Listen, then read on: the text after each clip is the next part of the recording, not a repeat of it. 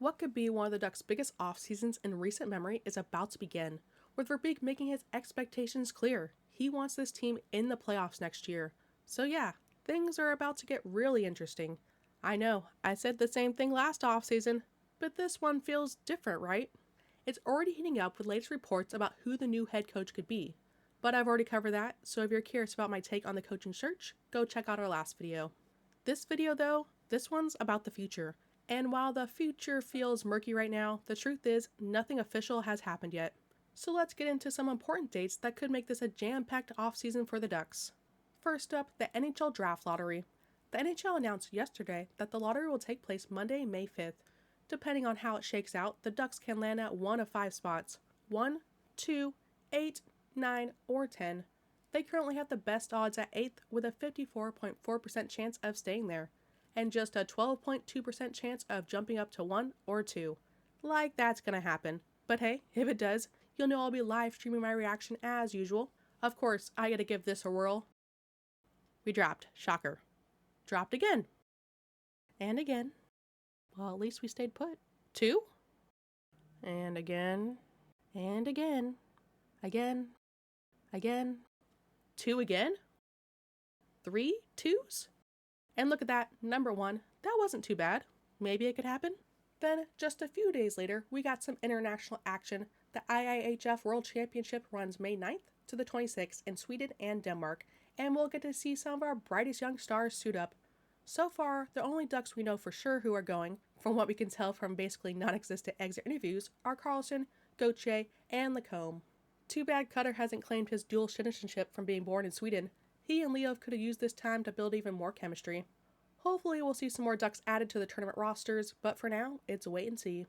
Dostal crushed it at Worlds last year, but after a heavy season and needing a new contract, he's probably out. Same goes for McTavish with his contract situation. Zellweger and Zegers were there last summer, but Z didn't look great and Zelly barely saw the ice. Oh, and I guess Lunderstrom was there too. Unforgettable. And actually, it looks like Lundy will be indeed going again, so I guess that's good for him. No team has released full rosters yet, so maybe we'll get a few more surprise invites. I plan on doing what I did last year, recapping one game, then breaking down how every other Ducks player performed across the other games. Maybe I'll toss in some other stuff too, we'll see.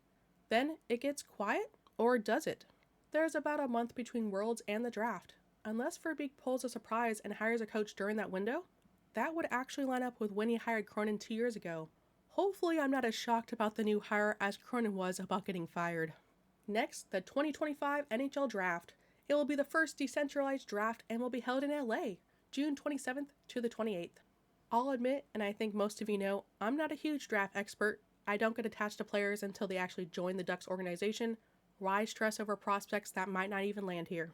From what I've heard though, this year's draft class isn't as strong as years past. The Ducks currently have 9 total picks with 4 in the first 3 rounds. I'll have a video closer to the event breaking that all down. Then comes July 1st, a very big day. First, it's the deadline for teams to submit qualifying offers to pending RFAs, or they become UFAs. These offers are 1-year deals that let the teams retain players' rights and match outside offers. The Ducks have 12 RFAs this year. The 2 big names, McTavish and Dostal. Outside of those, I'm watching Colangelo, Washi, and maybe Helson. The rest, I'm not losing sleep over them. I'll break it all down in a video closer to July. July 1st also marks the start of free agency. The Ducks have about $15 million in cap space now, but once Fabry, McGinn, Husso, and some others come off the books, it'll jump closer to $38 million. Based on past years, Verbeek likes to get his big deals done fast. Strom, Vetrano, Gudas, and Killorn were all signed on day number 1. Of course, last season, he didn't sign anyone. It was all trades. Oh, sorry, how could I forget Dansk and Harkins? This time, he says he wants to be very active and aggressive. Apparently trying to overpay aging vets on long-term deals wasn't aggressive enough last summer, so we'll see. Because remember, he expects this team to make the playoffs next season. If he doesn't add anyone, I don't see that happening. Unless he hires a coach that can actually get the best out of his group, that would be a nice change. While free agency is heating up, Ducks development camp should follow. Last year it kinda kicked off with the first ever summer flock party on June 30th, which I live streamed. Will be interesting to see if the Ducks do that again, or was that just more for the rebrand. The camp itself ran from July 1st to the 5th, and I expect a similar timeline this year.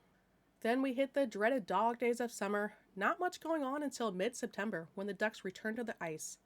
Obviously, no more live streaming of open practices anymore, but they've slowly started letting people take video again, so maybe I'll just have a video on my thoughts of the standouts and practice changes with the new coaches. Everything starts back up with the Rookie Faceoff, and here's the fun part, it's happening at Great Park Ice this year. The Avs were supposed to host, but didn't have enough space, so now it's just the Battle of California. No official dates yet, but it's trending towards September 12th through the 15th. I'll definitely be there covering it all. And of course, all this is happening while construction around Honda Center kicks into full swing for the OC Vibe project.